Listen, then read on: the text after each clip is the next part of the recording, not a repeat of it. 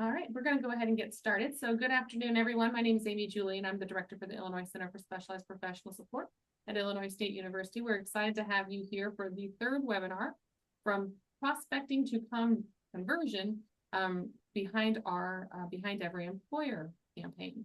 With us here today, we have representatives from ICCB, so Levon Nelson and Alex. There we go. Kathy Olson, Tracy, and then Alex Weidenheimer. And I hope I got that right, Alex. Okay. Kathy is the Senior Director for Adult Education and Literacy for the Illinois Community College Board, and Levon is the Senior Director for Workforce Development at the Illinois Community College Board. We are in the part 3 of this series that we've been putting on. So if you are interested, we'll throw in the chat the website, but we have been recording these sessions, or at minimum have the slide deck for these sessions. So please feel free to go out and catch up, or if you want to use some resources in addition to that, those will be available to you as we move through the webinar and afterwards. Wanted to just welcome you all. We do have the chat function for everyone. If you do have questions as we go along, you can raise your hand and we'll be able to unmute you. And then again, you also have those reactions. So if there are things that we say or that full capacity marketing says as they go through the session, please feel free to react. I think that just makes the session a little bit more engaging. With that, I'm going to hand the floor over to Selena Shan from Full Capacity Marketing to walk through really our training for today. So thank you, Selena, for joining us, and the floor is yours. Okay, thanks so much, Amy. Really appreciate it, and welcome everybody. I'm Selena Shan, CEO and founder of Full Capacity Marketing, your marketing consulting team for this particular project. And I'm joined here by Deb Strafella, who is our VP of Marcom. And she's going to be talking today on a couple of different items. We're really getting down to the wire, and I'm excited because the campaign is actually going to start next week. So this is kind of our final webinar on making sure you have everything you need to really be able to handle leads successfully and be able to close them, which is all about what today's webinar's topics. So what we'll do, first of all, we've got an action-packed agenda, but I always like to go back and do a quick review of previous webinars. So we'll do a quick webinar 2 review, and then we'll get into webinar 3, our final one, getting an employer to say yes through a consultative sales approach. We're going to be doing all this work to get you in the doors to new employers. And once you're there, that's what this webinar is about. What happens during the consultative process? And we're going to share with you 6 best practices in a consultative sales model. Some of you are very familiar with this model. Some it may be new too. So we're going to go through it step by step and make sure you have everything you need. The 6 best practices are going to be industry and company specific research, developing a compelling elevator pitch, probing questions and needs assessment tools to pinpoint solutions. We're going to get into objections. Have you ever had an employer say no to you? Of course you have. We all have, right? We've all had that rejection feeling like, wow, we really thought this was a great solution. And they say no. So what happens when objections are great opportunities? So we shouldn't shy away from them. We're going to talk about developing success metrics for your prospects so they really see value in what you're doing. And then also a concept called a personal marketing resume, which we're going to be leaving you with a template for developing your own. And that really helps build your own personal brand. So much of what we're talking about is building relationships with employers. If you're a big part of that, you're a big touch point. So how do you stand out as part of your organization? So that's all the personal marketing resume. Okay, so to take a step back, what is the purpose of our campaign is to make the Illinois system of non-credit and adult ed providers top of mind with employers when considering solutions to help them compete. And if you recall, we did some surveys of polls in the first webinar, and many of you had said, I'm not so sure if they even know who we are and what we do. So this campaign is really going to help bust through those barriers. The strategies, it's going to be increase awareness about the collective employer solutions that you offer, improve market penetration. So really expanding your reach, not just going back to the same customers, same employers that tend to partner with us or utilize services, but how do you expand that reach? And the campaign will really help do that. And then increase employer engagement capacity, just building the capacity so that when you are looking at this campaign and participating in it, you really have an employer first mindset. So 3 ways we're doing that is the statewide lead generation digital campaign, which Deb is leading up with a digital team, of course, called Behind Every Employer, Illinois, the campaign toolkit, and the webinars. All 3 of those are ways in which we are really working through the elements of this campaign. As a review, we talked a lot about the concept of touch points and that it really requires between 5 and 12 to get a prospect to close. So just seeing an ad for the first time, not going to do it at all. This is why you have all these wonderful items in the toolkit so that you can then go and personalize them and really start making additional touch points with employers and the leads from the campaign. We also talked about in the last webinar this concept of a competitive analysis. And in the poll, I believe about almost half of you said you've done some type of competitive analysis or some elements of it.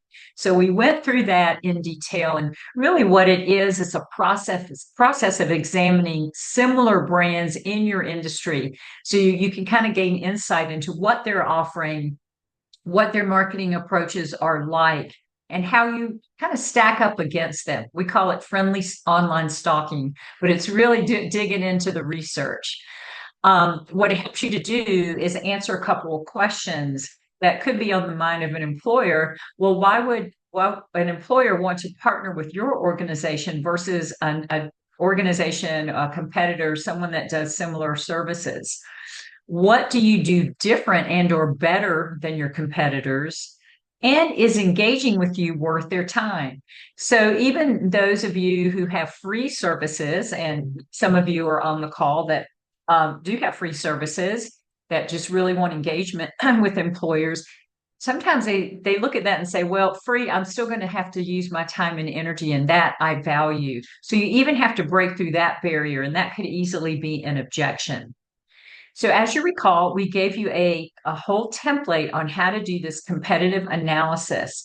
And I just wanted to do a check-in with you. And Kirsten, maybe we bring up the first poll and just kind of get a sense from you all as to which of the following elements of the competitive analysis have you either started to complete or you're maybe planning to complete. So are you thinking about researching a list of competitors, checking out the competitor's online footprint, which could be their website, their annual reports, how they're marketing, their social media accounts. We look at where our organization ranks in terms of search engines. We went through a whole case study last week. So if you missed that webinar, please feel free to go back, pick up. It had some good information in there. We developed a draft unique selling proposition. Oh, kudos to those who did that. If for the 15% who did that and you want to share it, I would love to see it. And we can even talk about it a little bit. Or you've tested your unique selling proposition with your customers, or if you have other things, you can put them in the chat. And I know when we checked in with you last time, a lot of you had gone through the steps and have done much of this, and maybe it just needs refreshing and updating. So this is looking amazing. About 40% of you participated. And Deb will check out the chat and see if you have any other in there. If anyone wants to share their USP. Don't keep it guarded. Share it with everybody. It's interesting because everybody is going to be uniquely different because their markets are different. Even you probably saw that in the case study we did last time. Wow, look at this. Okay, I am so impressed with the work you all are doing and plan to do. So 54% of you, Kirsten, if you want to end the poll and share the results, that would be great. Looks like everybody's answered here, or many have. About 54% says you researched a list of competitors. That's so eye-opening. Just to research that alone with those keywords, very important.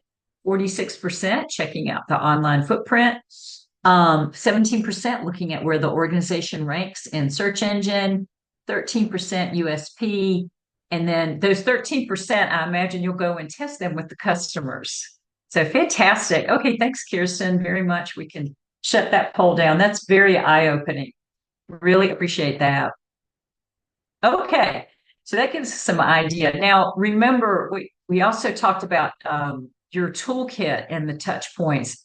And the doing all those touch points, it's really your goal is to what? Get the sit with the employer, meaning you want to have time to either conduct a Zoom meeting with them, preferably face-to-face meetup with the employer, but some type of meeting where you can sit down and gather more information about their business and hopefully close them. And we talked about doing that by contacting them using the toolkit by phone, email, text, all of the necessary touch points. Again, knowing that the ad may just be one and that you need anywhere from 5 to 12. Remember, also last time we talked about the more specific the message can be, which includes your unique selling proposition, the more effective you're going to be because you're cutting through the noise in the market. So again, more specificity, the better. All right. So then the last thing we did, we talked about that. We gave you some examples of how you could sequence the lead follow-up. We call that lead sequencing. And we went through these in detail. So again, if you haven't watched that webinar, do go back and take a look at it. By no means is this, we're saying this is the way to do it. This is an example of how you could sequence. In other words, you receive a lead from the ad campaign, you're going to follow up immediately with an email and the video or some type of touch point. It could be a phone call. Touch point 2 could be a phone call. But we've sequenced it here, how you need to follow up using what toolkit item or just phone calls. We've given you scripts and things like that. And then all the way down to 8 touch points. And remember, while it takes 5 to 12 touch points, most people give up after 1. We showed you that chart where it's like, okay, rejection is hard. That I put it out there. They said no, or they haven't said anything. They're ghosting me.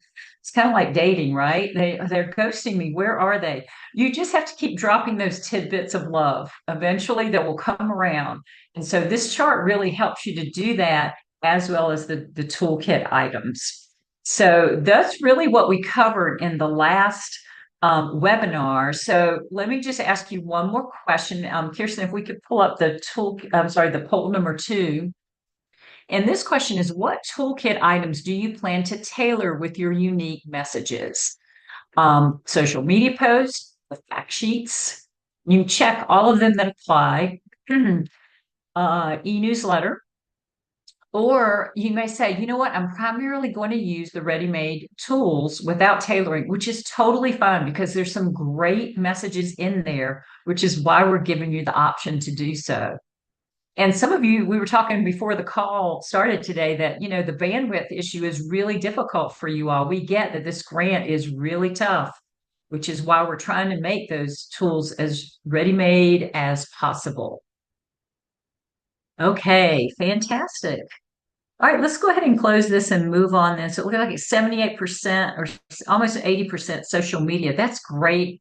Fantastic way to just plug those graphics right in, put your logo on them, fact sheets, excellent, and e-newsletter. Okay, and about 25% of you are using the ready-made. That's great. That's why we put them together. Okay, fantastic. Let's move on. So hopefully that gets you grounded in what we've done to date. And we've really gone through all those toolkit items, how to tailor them, and they're ready for you now. So we're going to turn our attention. We've been talking a lot about marketing, and in the simplest terms, marketing is about building awareness of your organization and brand to potential customers. Whereas the sales piece, which is also needed, so you can't just market, you've got to get out there and do that outreach and build those relationships, is really turning that viewership into either a profit or an engagement by converting those potential employers into actual customers, partners, or funders. And they play all different roles. When we talk about employer engagement, is really broad across the board. So Deb had some great meetings this week around tracking leads. Let's talk first about how you're going to actually get the leads and how we're going to track them. So Deb, I'll turn this part over to you. Okay. Hello. I think A lot of you were on the call last week with Levon and Alex, but the way we're going to track the leads, when somebody comes to the landing page and fills out the contact form, their lead information is going to go to the master lead sheet. So Kathy's team and Levon's team are going to check the lead sheet and they're going to see what is the employer interested in. And then based on that, they're going to add it to your individual lead sheet if you're the right fit. And it is going to be based on the zip code because we know location is very important. Everybody wants to try to stay in their districts. And Kathy's team is going to really deal with the workplace literacy issues, and Levon and Alex and Stephanie will deal with everything else. So the master sheet, all the partners won't actually see, the ICCB team will, and then they will pass it on to you. And as you could see on this example of the tracking sheet, on the right side, we filled out a first attempt, second attempt, a tracking form for you. So that way, whoever on your team is doing the follow-up, it's an easy to follow up. Okay, on July 29th, I sent an email. There's also a drop down on the right. So it will say email, phone call, or text, and you could put your notes. And then you could do the same thing for the second, third, fourth, fifth attempts. And not only is this good for you, but it's good for ICCB because they are going to also need to track with the grant how everybody's doing with the leads. I think we had covered everything pretty thoroughly. There were no questions last time, but if anybody has any questions now, I'm happy to answer them. And if not, I think if you have questions, either follow up with Kathy or Levon and Alex, and they can help. I'm looking, I don't see anything in the chat. Oh, great. This is such a great tool, Deb. Thank you guys for putting this together. I think it's just going to help with just the drop-down menus, the date. It'll also help you to be able to go out and say, well, this is my sequencing guide. I'm going to follow up every 72 hours or 48 hours, whatever. Again, that one we use was an example. So you really have complete control over your style of communication and how you want to follow up. But this will be very helpful. And I think also helpful for the funder to see, wow, this team is really doing a great job with the funding, not only what they're doing with their innovations, but also how they're outreaching to employers and really building their brand across the state. Okay, now that we've covered that, I'm going to bring up one last poll, and I really want you all to weigh in on this. Which of these generally describe how you conduct meeting with a new potential employer? So Kirsten, if you can bring that up, I'd like to know if you're meeting now, you've gone through all the touch points and they said yes to the sit. What do you tend to do in those meetings? And if you don't have a set way, that's fine. You can click that one. Do you start with an elevator pitch? Do you start with an explanation of kind of what you do, your mission? A brief introduction and move into questions? Again, or just kind of maybe fill out the situation. Some of you have been doing this for a long time and are very savvy in this. And again, I know some of you are a little bit newer to employer engagement. So we've got a wide range of colleagues here that have been doing this either for a long time or maybe just getting into it. Okay, let's see here. Give it a couple more seconds. Which of these generally describes how to conduct a meeting with a new potential employer? Oh, I would love to hear some of your elevator pitches. That would be very cool. Your USPs and your elevator pitches. Okay, Kirsten, let's go ahead and shut the poll down and then let's look at the responses. So most of you start with a brief introduction and move into asking questions. Some of you just say, hey, I'm feeling it out. I go in and don't really have a set way. And then you've got about 19% kind of start with mission based and 16% start with, okay, elevator pitch. And by the way, there's really no right or wrong way to do this, but we're going to give you some best practices that we have found have worked extremely well. All right, Kirsten, thank you for that. So our method that we really subscribe to, and we do this at Full Capacity Marketing too, because we're very relationship oriented. Our particular sales cycle and working with you all is very long. We may build relationships for 2 or 3 years before we get a contract. And we're okay with that because we have other short-term projects and other long-term projects. So our pipeline is always full. And then, we take on what we feel we can cover and then move from there. But the consultative selling, it's a sales approach that prioritizes relationship building. And it also fosters open dialogue to address a customer's need. So the conversation, when you're having in these meetings, tends to focus on the customer's challenges and goal rather than, oh my gosh, I got to figure out what we're going to say about Behind Every Employer Illinois and what my product and service is and how it can help them. So it really is this process of creating value and trust with a prospect and exploring their needs before offering a solution. So think about that for those of you who are thinking about going in to talk to a business for the first time. If you look at it from this chart focus, I like this chart focus, consultative selling versus traditional sales. So consultative selling, prospect focus, you're listening, you're asking questions, really figuring out what is best for the customer, which guess what? It may not be what you're offering at the time. And that is a painful thing to walk away from an employer to say, oh my gosh, I really wanted them to do this English language learning. But you know what? They're really more focused on customized training. I don't do that, but I'm going to give that referral over. Let me tell you, you will have so much credibility in the eyes of the business if you make that referral. If you have to make it because they're not interested in what you do. Traditional sales is more transactional, very sort of product or service focused. They use a standard sales pitch. Everybody gets the same thing, and it's very sort of short-term selling relationship. Me personally, I like consultative selling because it feels better. What you're doing in a consultative sales process is you're looking for a win. And people think, oh, sales is a 4-letter word, or selling, sell, SELL is a 4-letter word. And it really isn't. It really, if you go into it with the mindset of, well, I know my products and services, I know what this network is offering behind every employer. I'm going to figure out what the employer needs first, and then try to say, oh, okay, here's some things that we think could help. It feels better. It's not as pushy in my mind. There are 6 best practices to a consultative sales process. You may recognize a lot of these as we go through them today. But they fall under, these categories: research, a compelling introduction. A compelling introduction is one that makes me want to talk to you more because you've dropped in a few tidbits where I was tuned out, but now I'm tuned in. Asking questions, figuring out active listening. Pardon me. And then also overcoming objections. We're going to talk about that today. Closing with how you could bring value to them, defining the return on investment. And then lastly, what is the leave behind? What are you going to leave them with? And that's where we get into the personal marketing resume.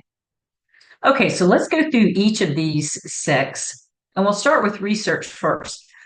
A little bit of this goes back to the competitive analysis. So again, before you go in and talk to a business, you want to know what the key challenges are taking place within the employer's industry. So some of you who have done this for a long time, you might want to put it in the chat for others how you do that research. Do you look at business journals? Do you Google online? Are you in LinkedIn chats with industry associations? How do you have your ear to the ground? Because that is really important. And when you start asking questions to the employer, to lead with that kind of knowledge before you ask a question. For example, if I'm working with Deb and she's an advanced manufacturer, I can say something like, well, Deb, I noticed just in the last 4 months that I've been working with advanced manufacturers, mid-size like yours, I would say about 75% of them are seeing major turnover issues. What's your take on that? Are you falling into that category? Or are you seeing other things? How's that working in your company? Is that a big problem for you? So it gives you kind of a pulse in the market. Deb, go ahead. Julie just put in the chat that their listserv is a fantastic resource, and I'm sure we have access to those. Fantastic. Thank you, Julie, for that. Yeah, just keeping your pulse to the ground or your ear to the ground. What's the latest news from the company? So you want to friendly stalk that company, go on their website. Have they released any press releases? Have they won any awards? That's a great way to start the conversation. Deb, congratulations. I just saw that you won Small Manufacturer of the Year award. Wow. That's fantastic. What are you doing so well to make this happen while others are struggling? Employers like to talk about themselves. So start with that, anything to break the ice. Who are the biggest competitors that the company faces? Checking out their competition. What can you find out about the employer online and through LinkedIn? And what offerings are in your portfolio that provide solutions? What's your portfolio? It's right there on the website, right? This is how we bundle everything you all are doing on the call. Customized training, business solutions, basic literacy and English language acquisition, and partnerships, right? So those are some of the things that you want to think about and be prepared going into that meeting. I deal with this a lot. Anytime I meet with a new prospect, I'm online, I'm looking at everything and seeing, because I have questions for them, like I'm really curious about their operational structure and how we might be able to help them.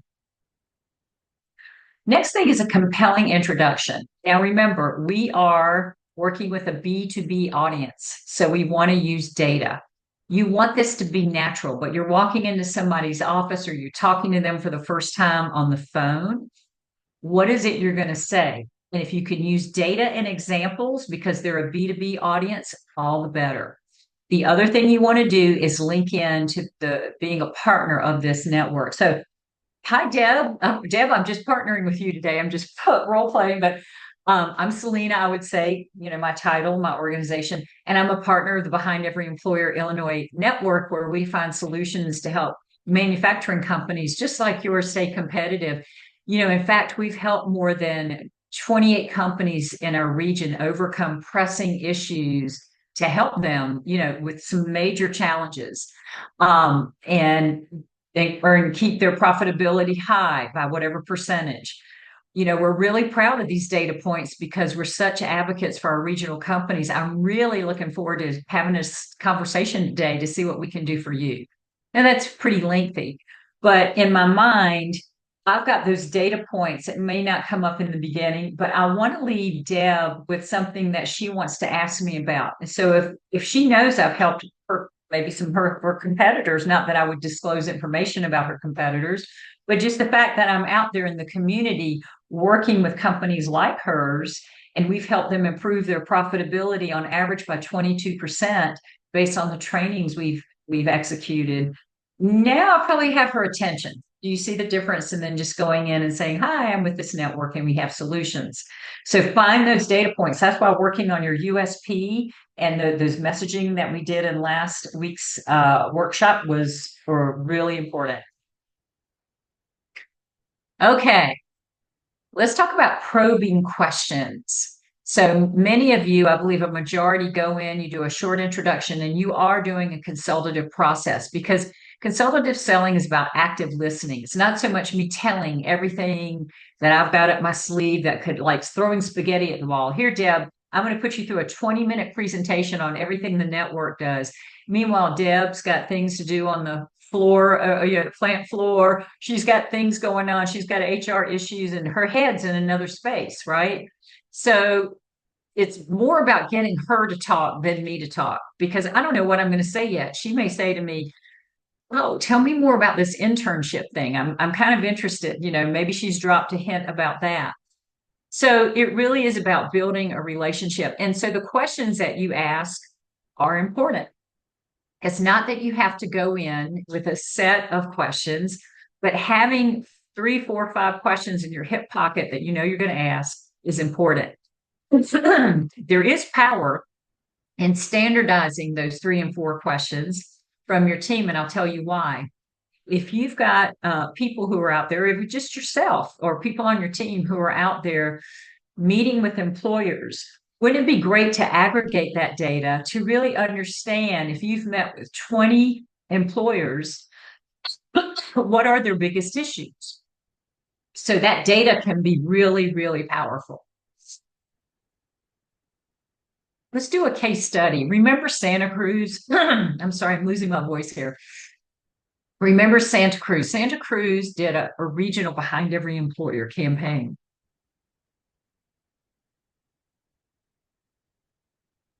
On the right-hand side, you see all the partners. So this was a regional campaign where they did economic development. There was a community colleges and their small business development center and workforce boards.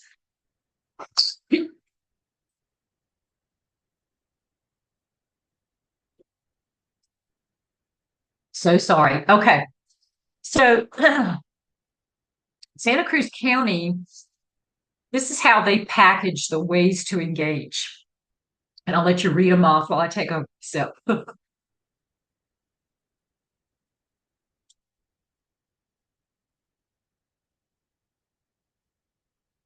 Okay, so talent recruitment, workforce training, business advising, doing business in Santa Cruz, and financing. So this next slide shows you how we kind of matched up probing questions based on and how it led to the partner services. Deb, can you go over this chart real quick? Sure. So for instance, for the workforce board and the colleges, one of the questions are, what are your current challenges with workforce? That way we're getting more information and they get to talk right away. And the more they talk, the more we learn. Also for the workforce boards and colleges, what skills are missing from your current workforce and or workforce applicants? Because again, customized training comes up and then we hear, okay, this is what they're missing. Yes, we do this. And in fact, we did this for another customer. We could tell them what a great success that was. We were doing this during COVID. And so for some of the other partners, it was how has COVID affected your current business plan and operations? That was, and it might still be a concern. You know, some people are still feeling the effects of that, but during that time period, that was something very big. And so they were then saying, hey, how has this affected you, to figure out how they can then help the business. Other probing questions, how prepared are you for the rest of the year? Or if not prepared, what are the causes for your feelings that you're not prepared? So finding like, what are they worried about? What's keeping them up at night, and what do they need help with? And then we could figure out, okay, this is what we offer. Here's how we can help you. Especially for the economic development partners, are you having any challenges in doing business in Santa Cruz County? So that one, they want to hear what people are having challenges with, because they had a whole lot of things that they were helping with. And then really for all the partners, is there an opportunity that you see you could benefit from our recent grant funding? And then also, how do you see us as an ally in supporting your business goals? So cover a spectrum, but it's good to have when you're going in, and it gives the employer a chance to really talk. And the more they talk, like I said, the more you learn. Thank you, Deb. That helped me get my voice back. I really appreciate it. Sure. Yeah, so this is a little grid for Santa Cruz, right, that we did. But we attempted to do one for you as well. It's a draft. But here are the ways, again, to engage with you all in the Illinois Community College system and network of adult ed providers. So what we did is we came up with a list of questions that if I'm in basic literacy and ELL, I might want to ask them, well, what foundational and or language skills are missing from your current workforce? You know, what does that look like? If they get into that, does that, you know, what challenges does that cause? Is that like customer service? What are the challenges there? Customized training, you may want to pop in a question. What technical skills are missing from your current workforce? Business solutions, what challenges are you trying to solve in terms of your overall company goals and strategic plan? What types of work-based learning, like internship, mentorship, have you executed in your company? That falls under the partnership category. And have you considered any type of partnerships with organizations that can get you tapped into workforce strategies? So it gives you kind of a one-to-one, like, well, if I'm in this leads to this partner services, I would ask this question. It's good, though, to ask more than what you're doing, because, again, you have this network to refer to. The last question I would definitely ask, is there an opportunity that you see that could benefit from our recent grant? We're going to say, what recent grant? Oh, let me tell you, we were awarded this in the state. This is what our college or our, whatever this is what we're planning to do with it. Do you see a need for that? Or how can we help you there? Each of you are planning different things. Okay, so that's you can play around with that. Okay, this will help me a chance to get my voice back as well. We're going to talk about objections or opportunities. So I'm going to give you all a few minutes here, and I want you to pop into the chat how employers have said no to you. If you met with them and you got a rejection, or maybe they ghosted you, and you put that in there. They just don't return my calls, right? What does that look like for you all?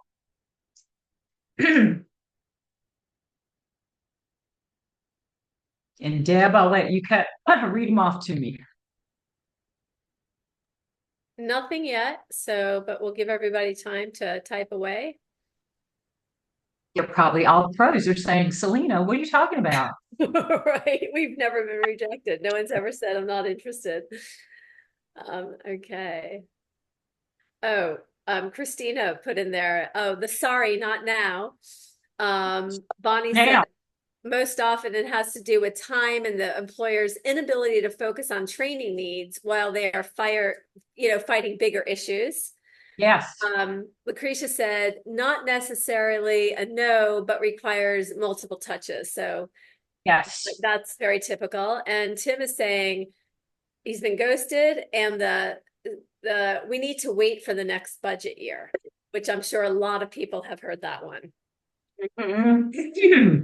I'm just curious, for those of you who've been ghosted, how many touch points did you put out there?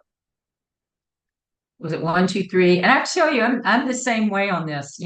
This stuff is we do this in our company. We have lots of touch points, and I've learned not to take it personal. Like, people are busy and everything, so I just want to stay in front of them. I don't want to be pushy, but I want them to know. And that's why, if you look at your sequencing, there are things that sometimes I'll just send my customers out of the blue, like a newsletter article. Hey, I saw this. I read this in Forbes. I thought about you. Or, see, this is happening here in education. Are you doing anything? Just letting them know, not asking anything of them. See, that's the consultative model versus the transactional one. Christina said usually, oh, sorry. Julie said that she'll reach out 3 to 4 times, then mark them as a no response and move on. Budget issues, finding time to do the training, sometimes a reason a company doesn't not want to move forward. Christina said, usually we go all the way to having a proposal in front of a prospective client before getting a no. So established firmly in place, and we could stay in touch going forward to watch timing for a yes to be possible. Relationship in front of a missed that, but so keep the relationship firmly in place. And then Tim says multiple times until we feel like it's a waste of our time. Then we check in occasionally moving forward. I think that goes back to what you were saying, Selena, the importance of all the different types of touch points, whether it's you put someone on your email marketing list, you reach out on LinkedIn, you see them on social, so I think it's very important to not just focus on one type of touch point, but to do a broad reach. Absolutely. And that's fine. Just, trying to stay top of mind. Remember, our goal in the campaign is that they think of you top of mind, right? Yet some of them don't even know that you exist or what you do in the college or other areas. So objections are really, it just tells you that they're hesitant at best. Maybe some of them show zero interest. I always look at a no as it's a no for now. Even if they said, no, I really don't think, it's like, okay, we're going to win them over eventually, right? And show them examples of our work. So we're in B2B marketing as well, because we market to you all for our services. So we use this same approach, in a consultative model, and then really trying to understand where they're coming from, and being very patient. This is why a campaign can be very helpful, because you're getting leads and you're building a pipeline of people who are interested. They have a warm interest there. So you've got something to work with. But all of the objections can really be classified into a couple of different categories. One is the stall, and I think someone said, "Sorry, not now." Right? Sorry, not now. That's kind of a knee-jerk reaction, kind of a stalling tactic, and really it's a lack of a demonstrated of a USP, a unique selling proposition. Because if I come in and give them enough information to show them that our organization can really solve their challenges, and we have the history, the experience, and knowledge to do so, eventually they'll come around if they hear that message enough. Another one can just be the relationship isn't developed, and the risk is they perceive it too high to engage with you. So that's a trust factor. And when you think about it, go back to the dating analogy, you think about your significant other and how you connected with them. I mean, it just didn't happen overnight, right? It takes time. It takes time. And the more interactions you have with that person, the more trust you're going to gain. They're going to gain from you. They see you at the chamber. They see you. Oh, they saw your newsletter. Oh, they said, again, being top of mind, having conversations with them when you can. They may have some objections around the quality. This goes back to your competitive analysis. They may see that, well, I don't want to go to training here. I'd rather do a private sector training, private sector company that can do my training, or, another competitor. So that's a quality. They're not seeing the benefits articulated. It also goes back to having enough data to show that return on investment. Again, my grandma, I think she taught me early on about consultative selling, because she used to tell me, look, nobody can argue with results. If you get results, that's all you need. They speak for themselves. You don't have to be this big talker or anything. And really, that's what we do over here. It's like we have case studies. You do the same. You want to do the same thing. You have a testimonial from a similar organization or company that you've done some really great work with. We talked about how to get those testimonials, how to use them. And, of course, you get your permission to do so. But objections are really opportunities to increase your interaction with employers. They're opportunities to more effectively communicate and take a hard look. Well, what am I really saying here? That's why we work so much in the last workshop on messaging. Is it the right message, or is it just too generic? Is it too general? And it's a more opportunity to learn about what the customer truly needs. So those are just some things to think about. Here's a chart that we put together in the next slide here, in overcoming objections. And these are some common ones that we see just in terms of employer engagement. So this is the knee-jerk reaction, the objection. I don't have time to meet with you. That's a knee-jerk reaction, right? The stalling. What they're really saying is, you haven't shown me the value. So in all those touch points, recheck whatever you're doing with them, the elevator pitch, your fact sheets, whatever you're doing. Did you use data and share examples and testimonials, case studies? Because that's what they're really saying. If they felt that you had value, they would meet with you. I will tell you, as a CEO, if you give me the right message, I will call you back. I will set up an appointment with you and talk with you. But it has to be the right message. And the more specific you can be, the better. So another objection, I just don't see how you can really help me solve X, Y, and Z problem. So you've done this whole sit down with them. Again, you haven't demonstrated maybe examples of solving similar problems for other employers. So back up, reshare clear examples with data on how you've helped with similar projects, similar issues. And again, what I would be asking here is, well, maybe have you done training before, and what have the outcomes been? What outcomes are you looking for? And then you can match it to the outcomes you have achieved. That's why documenting your work is so important. I have to tell you, I have a hoarse voice because I've been on a flight coming back from vacation. And I watched this documentary while I was on the plane called Cat Daddies, Cat Daddies. And it's about men who love cats. And I thought, oh, this is going to be really interesting. And there was this gentleman there who had a nonprofit, and it was in Brooklyn. It was called, I think, Flatbush Cats or something, where he would catch and neuter them and then find homes and all of that.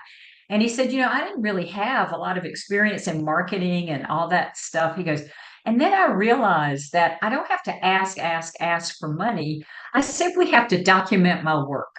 And I wrote that down. I thought it was brilliant because that's really all you have to do. You have to document how you have achieved success metrics with other companies.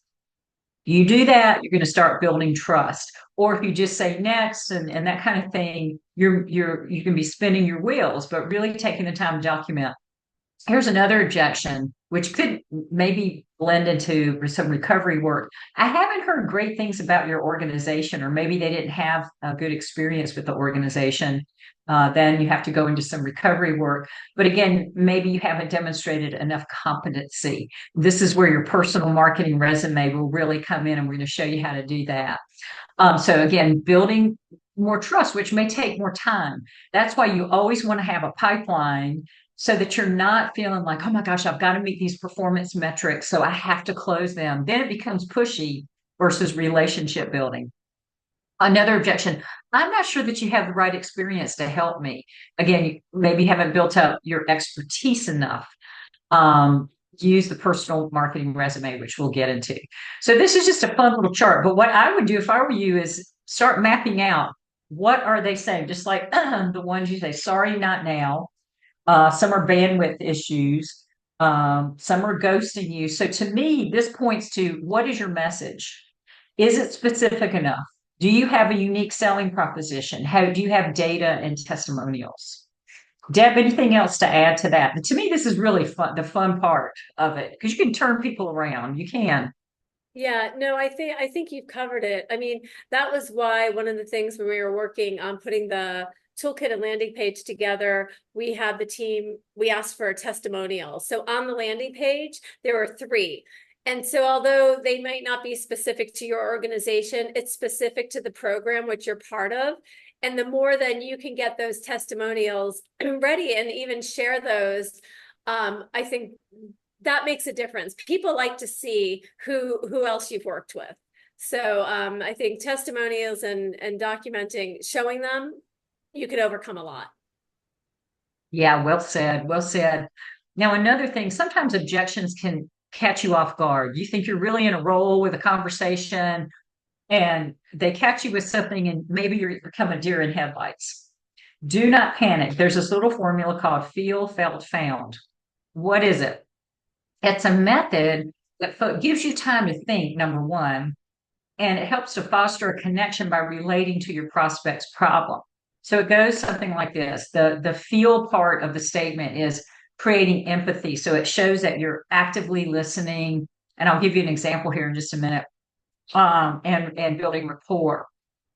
Felt lets them know that they're not alone. You've worked with other people who have felt the same way. It moves their focus off the objection and moves them into a place of trust. And really, when you go in to meet with somebody, that's all you're trying to do. An employer first mindset, which is the goal of this, is to go in and really figure out what their challenges are and move them into a place where they trust you to engage with you on whatever level you're hoping. And then finally, the found is the way to come to a resolution and show them that there's still a way to work it out. So here's an example. I'm not interested in your solution right now. I understand how you feel. Says you're likely get called all the time. And it's interesting because other customers have felt the same way. When I called them as well. When I first introduced the concept of this training or whatever, you take this and make it your own. However, most of them changed their mind after they found out, and this is where your data point comes in. The found is the data point, how our solution helps solve their pain point. Would solving whatever pain point be something you're keen on or interested in? Now, there's a lot of ways to frame this. Here's a lot of different words. Deb, I completely understand. Deb's got an objection. She's got all this stuff going on. She's got fires going on. She's like her interest levels out there. And she goes, Selena, I just don't have the time right now. I appreciate you coming by. Deb, I totally get what you're saying.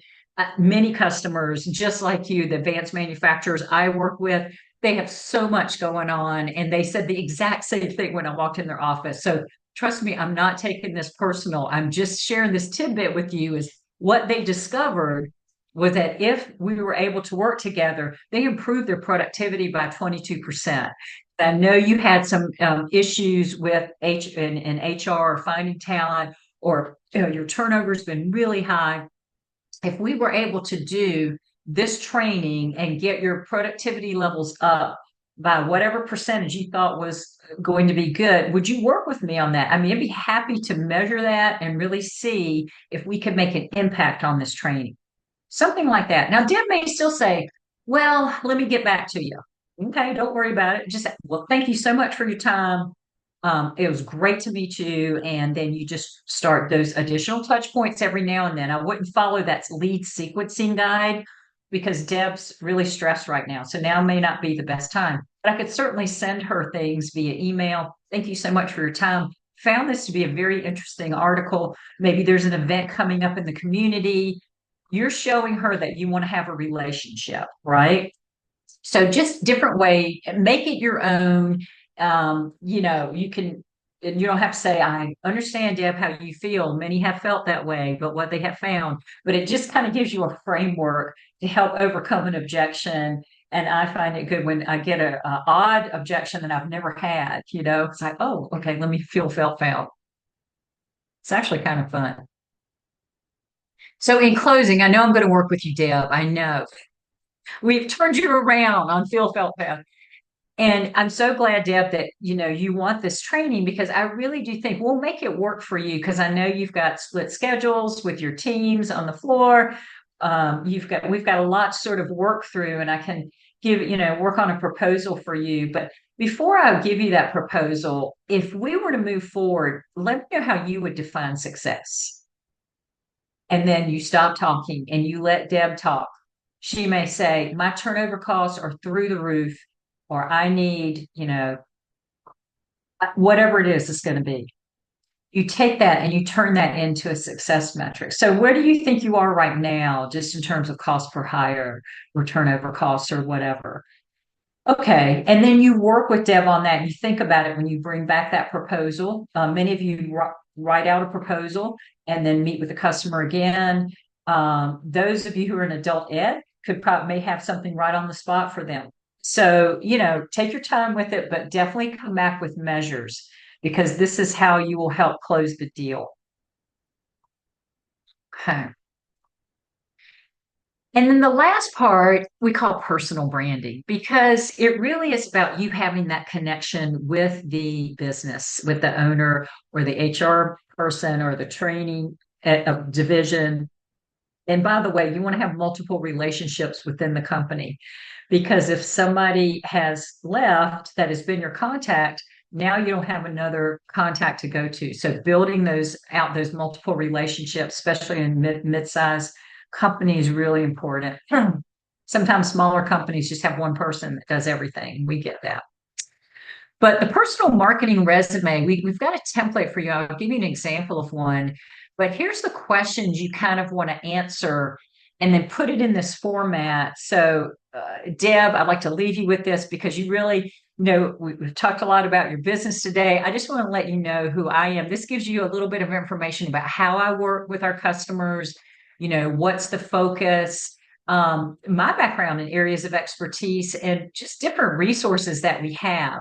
And then you also would have those quotes on there. So it looks something like this. Here's an example of one, and it will be in your package. So it'll be much sharper and clearer here, but this is a sample one. And this is Kiwana Denson. She's the director of corporate services, and she's saying, at Del Mar College, name one of the best workforce training centers in the state of Texas. So you see right off the bat, she's giving you, we're good, we're different. We've been named this. Has your college had an award? Because there's something you could leverage.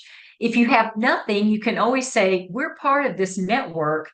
who have served more than, I forgot the amount of, Lavon could tell me, the number of employers in the state. That's a data point, right? Her role at Del Mar College is to work with business and industry to deliver customized training solution. And prior to that, she spent a career developing adult learners and reinforcing behavioral change for a national organization. She's got a master's of science. So then you just have these fun little icons: my process, resources available, training and expertise, and satisfied customers. And then what is her process? Well, I start by listening to your team's competency challenges, gaps and challenges and goals. I'm a subject matter expert in this area. Or if you're not a subject matter, our team is a subject matter expert, our college is. After determining your preferred training, timing and training location, I present a turnkey agreement to deliver training to your team. Here's the resources that are available and her level of training and expertise. So we actually have a blank template. You'll get this on the web, we post on the website, and then you'll also have as well just a blank one where you can drop in your photo, drop in your logo, whatever you want, and just make it your own. So I would leave Deb with something like this. The back side of it could be the fact sheet that we developed for you on the Behind Every Employer network, if you want to just use that in general, or maybe you're going to customize that. So it's a really nice leave behind, and it just reinforces another thing on Deb's desk that she may occasionally look like, I really have to call Selena, she's been sending me these great articles, blah, blah, blah. So that's a little tool for you all to build that. So in closing, this is Brian Tracy. He's a sales guru, and he says, approach each prospect with the idea of helping him or her to solve a problem or achieve a goal, not selling a product or service. So when a prospect feels you're invested in their success, you're not being pushy about what you need, you're really trying to figure out their needs, you really are going to build your credibility and those long-term relationships to expand your reach and improve your market penetration. Okay, any questions on that before I go over next steps? Any thoughts? And again, some of you may be doing this extremely well. We could have you teach a course on consultative selling, and because you close so high, right? But think about that. What are the ones I want you to really put yourself and your organization under a microscope, because that's how we all get better, and really have an honest conversation with yourself and say, if I'm getting ghosted, if I'm getting the stalling out of not now, maybe later, what is it you're really saying? Is there room for improvement there in terms of really specifying the message to your unique selling proposition, and also tailoring it to that particular employer and their industry? So just food for thought. So what are we doing to gear up for the campaign, which, by the way, starts July 22nd? So I'll have Deb close and talk about that. But some of the things we've asked you to do over this series of 3 webinars is to gather data-driven employer success stories and testimonials. The more they have data in there, the better. Your training got, whatever score, if you did satisfaction scores, that's great. Put some data points together and gather those testimonials, and make sure Deb and the team have them so that we can add them to the website as you're capturing them, because we want this campaign to be sustainable. Even though it's, going to be ending next year, at least our part of it is we're giving you all of this so that you can continue to work on your brand. You want to download the toolkit and conduct a competitive analysis to find your unique selling proposition. If you plan to tailor the toolkit, or some of you may, as we saw today, are going to use the ready-made toolkit items. You're going to identify a lead follow-up process. So what is that lead sequencing, and who is going to be doing what? Because as leads are coming to you, you want to make sure you have a quick follow-up. And what is that sequencing going to be? So you can put that right on the in the guide that Deb set up for you, the spreadsheet. What are your needs assessment questions? What are the 1, 2, 3 questions you've got to ask that employer to get them to one of the packages that are on the website, or to your package? And then develop a personal marketing resume. That's an optional thing to do as well, just as a nice lead behind. So Deb, what do you have in store? They're gearing up for all this work, and then what do you have in store for the campaign? The campaign, the first campaign kicks off July 22nd and runs through September 30th. And as I've mentioned before, we start with an awareness and traffic campaign, which will be really important, is always important, but especially for the first flight because this is new to everybody. So although that might run longer, we give it a solid 2 weeks before we even start the leads campaign. That said, sometimes we do get people who are really excited and through the traffic go right to the landing page and they're interested. So that's why we encourage everybody to check the lead sheet just to see what's happening. But by the beginning of August 5th, the leads will really kick in. And so I would say have everything ready. So when you do get a lead, you can follow up quickly, because the most important thing is that initial follow-up, because the longer people you wait to follow up with, the cooler the lead gets. And we know everybody's busy and not everybody has staffs to do this. So it is in your time. And that's why being prepared, and all you have to do is really customize it and put the person's name in and their company, makes it really easy for you to do. And right now we have about a 2-week break, and the next campaign would kick off October 15th through the 26th. Then we take off for the holidays, and then the last campaign would be January 6th through February 17th. We will be making tweaks and assessing during the campaign and getting feedback from everybody. But I think the most important thing right now is just to be prepared and get as much of this ready. So come the next couple weeks, when you do get some leads to follow up with, it becomes automated, and then you can get those employers into your go meet with them and hopefully get new customers. Fantastic. I'm really excited. I'm excited to track the sheets and see. So we're getting a lot of great questions. Where do we find the webinar recordings? Where do we get the, toolkit and all of that? Amy and team, if you could pop that link that's on the screen in the chat for the team. They have posted or put together a Behind Every Employer campaign. And so there you'll find the campaign assets, as well as either the recorded webinars. One is, where do we find the lead sheet? Is that there as well? No, that either Alex, Levon, or Kathy is going to have to pipe in on how they're sharing the lead sheets with the partners.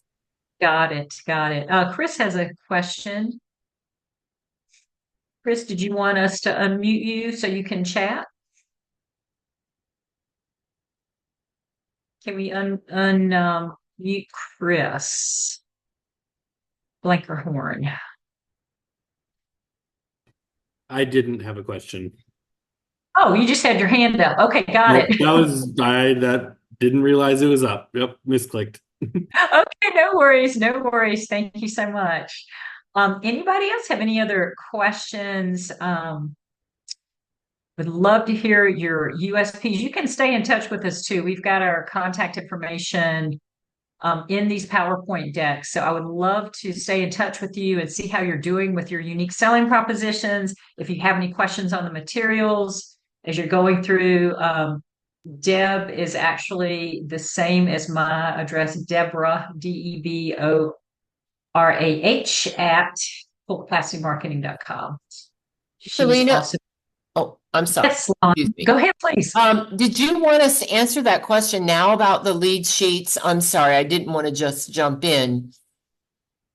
I mean, we went over that in the meeting we had on the lead sheets, and I think we explained that, and it's all done through Google Docs, and it'll come essentially, though, we'll give you the heads up and let you know, I think, through an email. Alex, do you want to pipe in on any of that? Or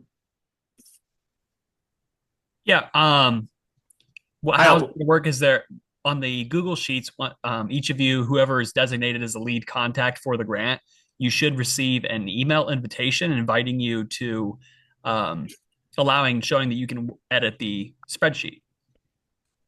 But that won't occur, right, until they have an employer. Right. Yeah. So if you're not getting anything from us, you haven't had an employer reach out yet for your district, your area. Yeah, and Deb, you might want to just chime in on like what we're doing on awareness versus, leads or anything like that that might come in, because there is some time for the campaign to kind of gin up a bit.